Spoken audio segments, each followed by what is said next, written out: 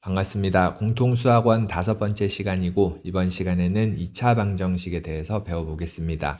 중3 때도 2차 방정식을 배웠는데 뭐 근해 공식이나 그쵸 고등학교에서는 이제 그 수의 범위를 복소수로 확장해서 배우게 됩니다. 그러니까 중3 때 뭐 해가 없다라고 배웠던 2차 방정식이 뭐 서로 다른 두 허근을 갖는다 뭐 이런 식으로 표현이 좀 바뀌게 되고, 그리고 이 다음 단원이 2차 함수거든요. 그래서 이 두 단원이 정말 중요합니다. 2차 방정식과 2차 함수 이 단원이 중요해서 고등학교 때 아마 중3 내용에 조금 더 이렇게 살을 얹어서 배우는 게 아닌가 싶습니다. 예. 그래서 일단 시작을 해보면 2차 방정식에 앞서서 방정식을 다시 한번 보면 등식에는 두 가지 종류가 있었죠. 항등식이 있었고 그리고 방정식이 있었습니다. 항등식은 전 단원에서 배웠죠. 무조건 성립하는 등식이고, 방정식은 특수한 값을 대입했을 때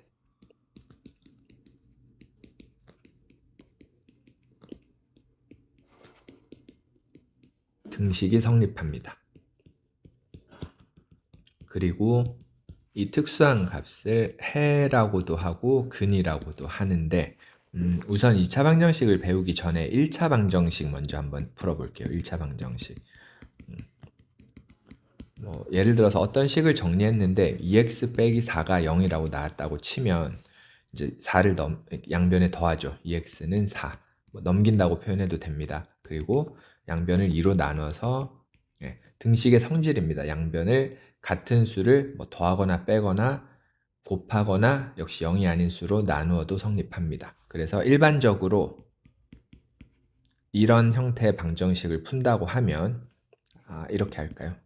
이런 형태의 방정식을 푼다고 하면 ax는 b 바꿔주고 양변을 a로 나눠서 이렇게 됩니다. 근데 문제가 있죠. a가 0이 아니어야 이런 양변을 a로 나눌 수가 있습니다. 그래서 1차 방정식이라고 하면 애초에 a가 0이 아니라는 조건을 포함하고 있습니다. 맞죠? a가 0이면 1차 방정식이 아니죠. 0이 아니라는 조건이요. 그래서 문제가 없는데 이거 말고 이거 한번 풀어볼게요. 그냥 1차 방정식이라는 말이 없고 그냥 이런 방정식을 푸십시오라고 하면 좀 나눠서 생각을 해야 됩니다. a가 0이 아니면 문제가 없었어요. 양변을 a로 나눠서 이렇게 풀어주면 됩니다. 근데 a가 0이면 또 조금 나눠서 생각을 해야 됩니다. 이제 b가 0이냐 b가 0이 아니냐에 따라서 좀 풀이가 또 바뀝니다. 첫 번째 경우는 0x는 0이거든요. 이거는 항등식이죠. x에 뭘 넣어도 그냥 등식이 성립합니다. 그래서 이때는 x가 무수히 많은 값을 갖게 돼요. 어떤 수가 들어가도 다 되거든요. 그래서 x가 무수히 많은 해를 갖는다라고 표현을 합니다. 그리고 이때는 0에다가 뭔가를 곱했는데 0이 아닌 값이 나옵니다. 그러니까 좌변은 0이고 우변은 0이 아니기 때문에 등식이 성립할 수가 없습니다. 그래서 이때는 해가 없다라고 표현을 하게 됩니다. 해가 없습니다. 이때는. 그래서 1차 방정식일 때는 이렇게 풀면 되지만 1차가 아닌 경우에는, 그러니까 a가 0인 경우에는 좀 나눠서 생각해야 된다. 2차 방정식이랑은 크게 관련은 없다고 볼 수도 있겠지만 그래도 방정식의 풀이의 기본이 되는 내용이라 간단히 설명을 드렸습니다. 이제 2차로 넘어가 볼게요.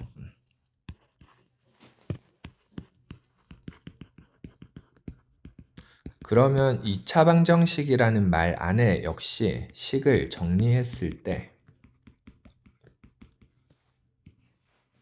a가 0이 아니라는 말을 포함하고 있게 될 겁니다.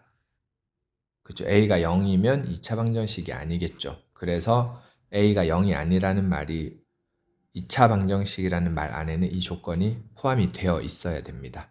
굳이 문제에서 말하지 않아도 포함이 되어 있습니다. 그러면 이 식을 이제 a로 나눠서 다시 뭐 이런 형태로 정리할 수가 있게 되는 거죠. 맞죠? 그래서 2차 방정식을 푸는 방법이 크게 세 가지 정도 있는데 첫 번째가 인수분해가 되면 인수분해를 하는 게 좋습니다. 예를 들어 이렇게 이 식이 인수분해가 됐다고 하면 제일 깔끔합니다. 이게 제일 바람직한 풀인데, 그러면 이제 둘이 곱해서 0이 된다는 말은 둘 중 하나는 반드시 0이어야 되죠. 따라서 이렇게 해가 나오게 됩니다. 인수분해 되는 게 제일 보기 좋죠. 인수분해가 안 될 때 이제 완전 제곱식을 이용한 풀이라는 게 있습니다. 근데 2번 내용이 확장된 게 이제 근해 공식이라서 실제로 2번은 많이 쓰이지는 않지만 한번 보여드릴게요. 만약에 이런 방정식이 나왔다고 치면 인수분해는 안 됩니다. 인수분해 안 되니까 이제 요걸 식을 이렇게 변형을 해줍니다. 여기 완전 제곱식이 만들어지려면 여기가 4가 돼야 되거든요. 그래서 양변에 2를 더해줍니다. 이렇게. 그러면 식이 이렇게 변형이 되죠. 네. 그러면 제곱해서 2가 되는 수니까 즉 x-2는 플러스 마이너스 루트 2가 돼서 x는 이렇게 두 개 해가 나옵니다. 네. 그래서 이렇게 푸는 방식을 완전 제곱식을 이용하는 거라고 하는데 실제로는 이제 2번보다는 이걸 확장한 근해 공식을 훨씬 많이 이용하게 되고, 그래서 요 식 있죠. 위에 나온 식을 기왕 말이 나왔으니까 근해 공식을 한번 유도해 보고 그 다음에 설명을 이어서 드릴게요. 근해 공식은 결론은 이거죠. x는 2a분의 맞죠? 왜 이렇게 나오는지를 다시 한번 쭉 풀어 나가 보겠습니다. 이거 되게 옛날 사람들이 발견한 건데 당시에는 진짜 대단하죠. a가 0이 아니기 때문에 양변을 a로 나눠줍니다. 근데 근해 공식을 유도할 때 완전 제곱식을 이용하는 풀이 아이디어 있죠. 이게 들어가거든요. 이게 완전 제곱식이 되려면 이렇게 정리가 돼야 되거든요. 그러니까 이걸 전개했다고 치면 x제곱 a분의 bx 4a분의 b제곱 이렇게 들어가는 셈이니까 다시 이렇게 빼줍니다. 그리고 넘겨서 통분을 좀 시켜보면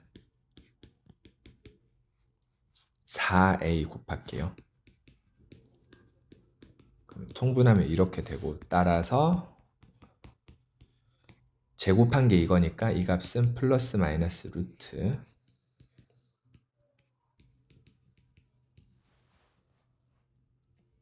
맞죠? 그리고 루트를 이제 제곱을 꺼내주면서 정리를 하면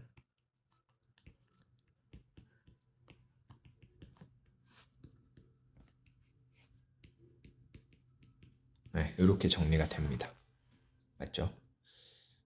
그리고 조금만 더 예쁘게 써주면 2a로 묶어서 우리가 아는 근해 공식이 유도가 됩니다. 이렇게 나오는 건데 중간에 보면 완전 제곱식을 이용하는 아이디어가 들어가죠. 그래서 반드시 암기해야 되고 이거 외워야 됩니다. 반드시 외워야 되고, 그리고 이제 중학교 책에도 가끔 나오는데 소위 이제 짝수 공식이라는 게 있어요. 짝수 공식. 이것도 자주 쓰이거든요. 뭐냐면 풀다 보면 여기가 이렇게 짝수 형태로 나오는 경우가 많습니다. 짝수 형태로. 여기가 짝수. b가 정수라고 하면 여기 짝수 형태거든요. 예를 들면 이런 거죠. 아까처럼 제가 쓴 것도 여기가 짝수죠. 그래서 근해 공식에 넣어보면 2분의 4 플러스 마이너스 루트 16 빼기 8 이렇게 되거든요. 그러면 결론적으로 어차피 2가 약분이 되니까 이거를 미리 약분을 하고 써도 되거든요. 그게 무슨 말이냐면 자, 여기에 근해 공식에 넣어보면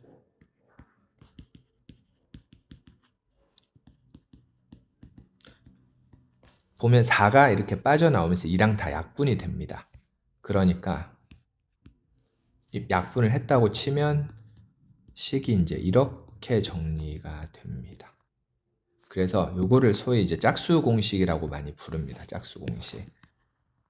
여기가 짝수일 때는, 짝수 맞죠? 짝수. 짝수일 때는 어차피 2가 약분이 될 거니까 이렇게 외워두는 게 훨씬 더 편리합니다. 2로 어차피 약분이 되니까. 비교 한번 해볼게요.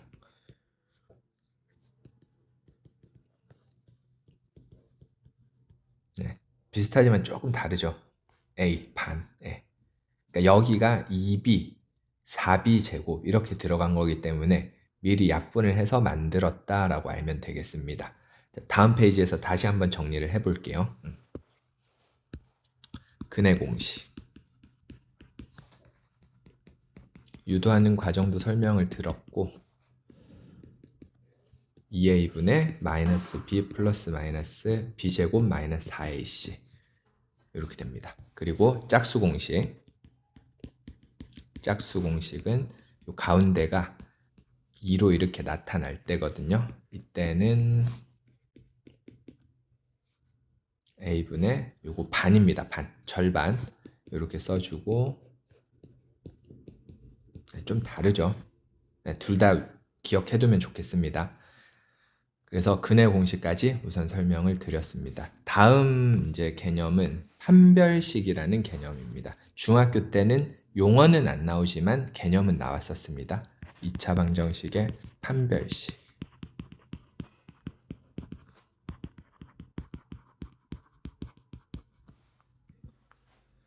자, 뭘 판별하기 위해서 판별식이라고 말을 하냐면 우선 판별식은 여기 근의 공식에 들어 있습니다.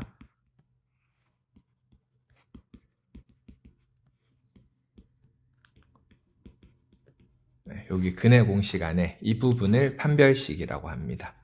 그러니까 근호 안에는 원래 원칙은 실수가 되려면 루트 안이 0보다 커야 되죠. 맞죠? 0보다 크거나 같아야 되죠. 크거나 같아야 되는데 그래서 이 판별식을 스펠링이 정확히 생각이 안 나는데 아마 아닐 수도 있습니다. 혹시 틀렸으면 수정해 둘게요. 여기 D를 따가지고 판별식이라고 D라고 기호를 쓰는데 네, 이 값을 판별식이라고 부릅니다. B제곱 마이너스 4ac요. 여기 부분을 판별식이라고 부르고 첫 번째 여기 이 부분이 0보다 크면 이 2차 방정식은 서로 다른 두 실근을 갖습니다. 그러니까 예를 들어보면 아까 제가 처음에 썼던 거 있죠. 얘는 근의 공식에 넣어보면 이제 짝수 공식 배웠으니까 짝수 공식에 넣어볼게요. 2 플러스 마이너스 루트 이거든요. 서로 다른 두 실근 맞죠? 이거 하나랑 이거 하나. 두 번째 여기가 0이면 이 부분이 날아갑니다. 그러면 근은 사실 이거 하나밖에 안 나오죠. 예를 들면 뭐 이런 방정식이 있다고 하면 판별식 계산해 보면 36 빼기 36 0입니다. 판별식 요거 대신에 이것도 쓸 수 있습니다. 아까 짝수 공식에서 나온 판별식을 쓸 수도 있습니다. 그리고 얘는 아까 여기가 2b니까 4b 제곱 빼기 4ac를 2를 약분한 거기 때문에 얘가 d라면 4로 나눈 거니까 여기 부분 있죠. 여기 부분은 짝수 판별식이라고 하면 4분의 d라고 부릅니다. 이렇게. 이거는 짝수 공식에서 온 겁니다. 둘 다 써도 돼요. 그러니까 짝수일 때는 이거 쓰는 게 훨씬 편합니다. 그러면 여기서 짝수 판별식으로 했다고 하면 9 빼기 9 어쨌든 0인 거는 똑같죠. 이때는 뭐라고 부르냐면 중근이라고 부릅니다. 중근. 근이 하나만 있습니다. 그러니까 하나라기보다는 그 2차 방정식 똑같은 두 근이죠. 두 근. 중근이라고 부를게요. 하나라고 하면 또 좀 애매하니까 중근. 완전 제곱식 형태라는 걸 알 수 있습니다. 완전 제곱식. 알겠죠? 이게 나중에 이제 뭐 2차 함수일 때는 접하고 그런 얘기까지 확장이 되는데 그거는 다음 단원에서 얘기하기로 하고 마지막으로 세 번째. 중학교 때는 이제 근이 2개, 1개, 0개 이렇게 불렀는데 고등학교 때는 서로 다른 두 실근, 중근, 그리고 이때는 근이 없다라고 표현해도 되지만 고등학교에서는 서로 다른 두 허근이라고 표현합니다. 알겠죠? 서로 다른 두 허근이라고 표현을 하고 그래서 판별식을 이용해서 예를 한번 볼게요.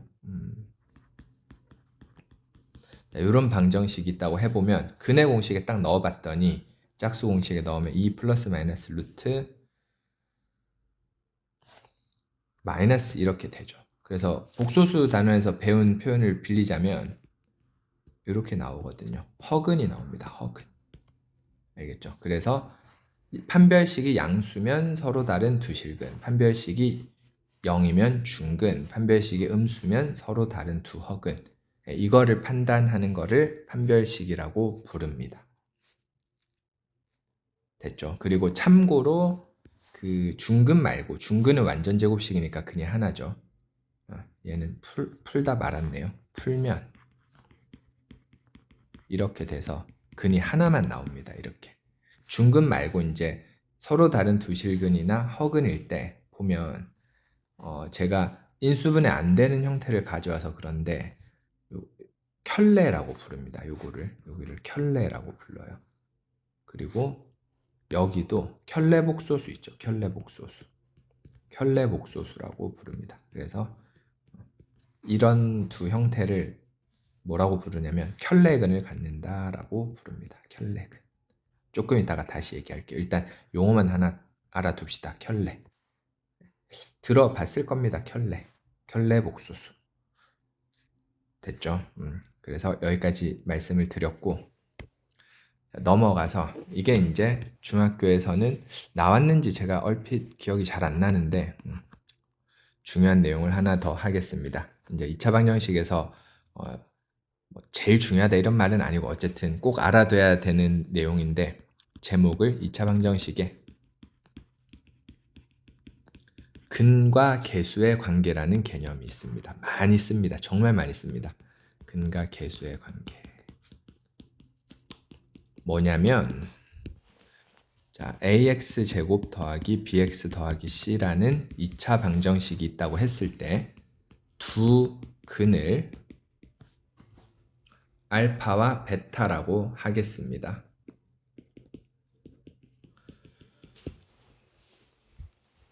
그러면 근의 공식에 의해서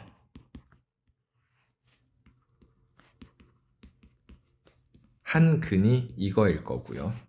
나머지 한 근이 이거일 겁니다. 그럼 편의상 제가 얘를 알파라고 할게요. 그리고 얘를 베타라고 해보면 이게 무슨 개념이냐면 근 알파 베타랑 A, B, C의 관계식을 만들 수가 있거든요. 자, 첫 번째 두 근의 합. 즉 알파와 베타를 더한 값은 둘이 더해 볼게요. 뒷부분이 지워지죠.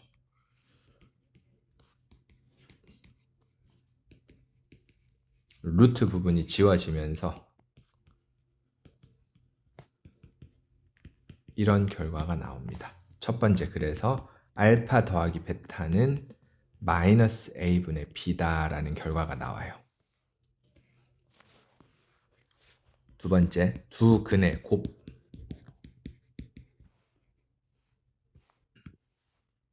알파랑 베타를 곱하게 되면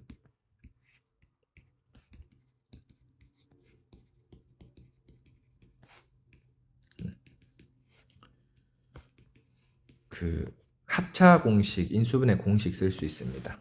맞죠? 그래서 4a 제곱에 b 제곱 마이너스 다시 b 제곱 마이너스 4ac 이렇게 돼서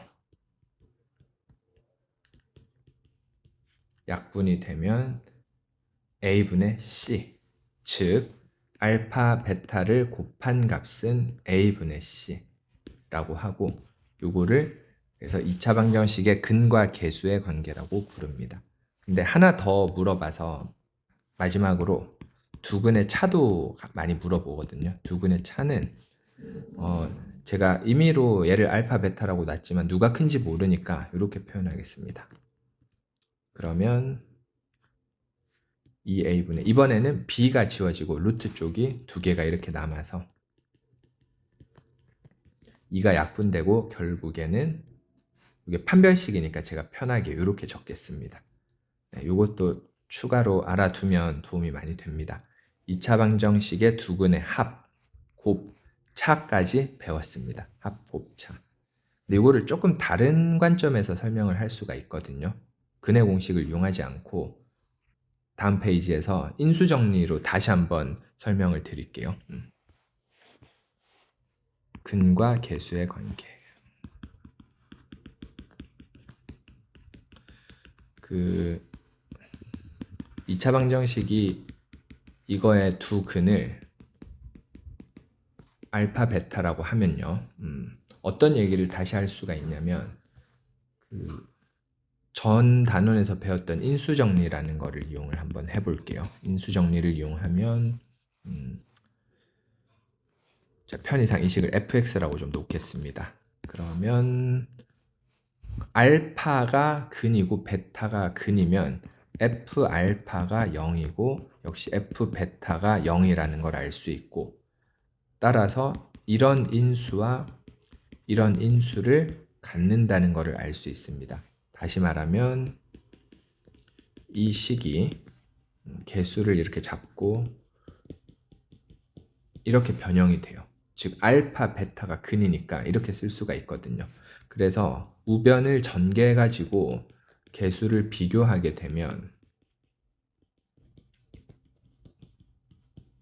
자, A 약분할게요. 양변 다. 그러면 이런 관점으로 볼 수도 있습니다. 두 근의 합, 이 개수를 비교하면 역시 이런 두 결론을 얻게 되고, 아까 마지막에 물었던 차 같은 경우는 곱셈 공식 이용하면 됩니다. 바로 못 구하니까 제곱을 구했다고 치면 이렇게 정리가 되거든요. 그래서 차는 바로 쓰면 아까 이렇게였죠. 이렇게 썼었는데 곱셈 공식을 이용해서도 구할 수 있다. 이렇게 알아두면 되겠습니다. 됐죠? 그래서 이 이론을 가지고 2차 방정식을 작성하는 방법을 한번 배워볼게요. 2차 방정식의 작성. 최고차 개수, 2차항 개수가 인수 정리를 이용합니다. 2차항 개수가 a이고 두 근이 알파 베타인 2차 방정식은요.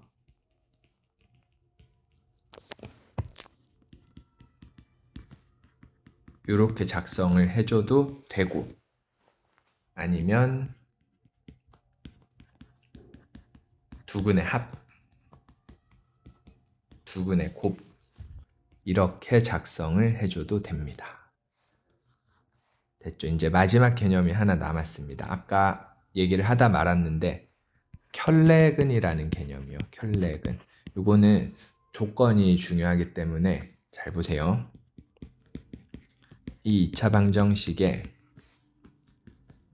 한 근이 예를 들어서 a 플러스 루트 b, 문자가 겹치면 안 되죠. a, b, c m 플러스 루트 n이라고 할게요. 요게 근이면 다른 한 근은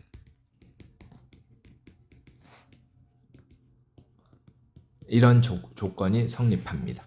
대신에 이게 성립할 전제 조건이 중요합니다. 무조건 이렇게 켤레근을 갖는 건 아니고 A, B, C가 유리수라는 조건이 있을 때만 켤레근 성질이 정확히 성립합니다. 유리수가 아니면 이런 성질 성립하지 않습니다.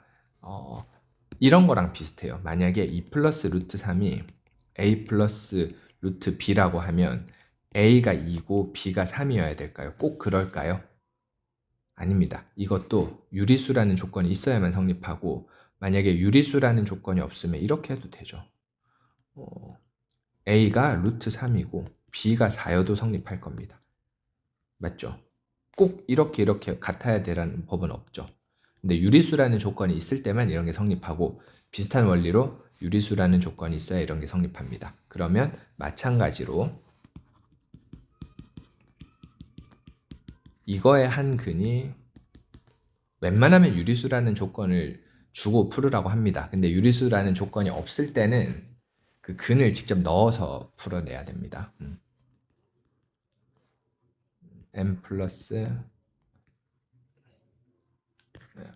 알파 플러스 베타 i라고 할게요. 이면 다른 한 근은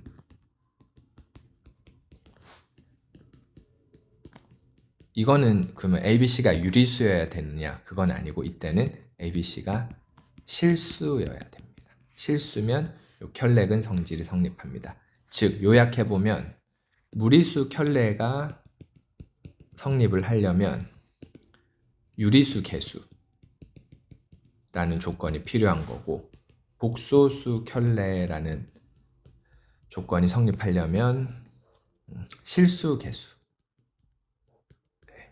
이 조건이 필요합니다. 그래서 이렇게 기억해두면 되고 실수라는 말이 없거나 유리수라는 말이 없을 때는 근을 직접 대입해서 풀어내야 된다. 복소수가 서로 같을 조건 이런 거를 이용해서 풀어내야 됩니다. 네, 그래서 그런 거는 나중에 문제 풀면서 다시 한번 설명을 드릴게요. 그러니까 문제를 잘 읽어야 됩니다. 요 말 하나 쓸게요. 문제의 조건을 잘 확인하자.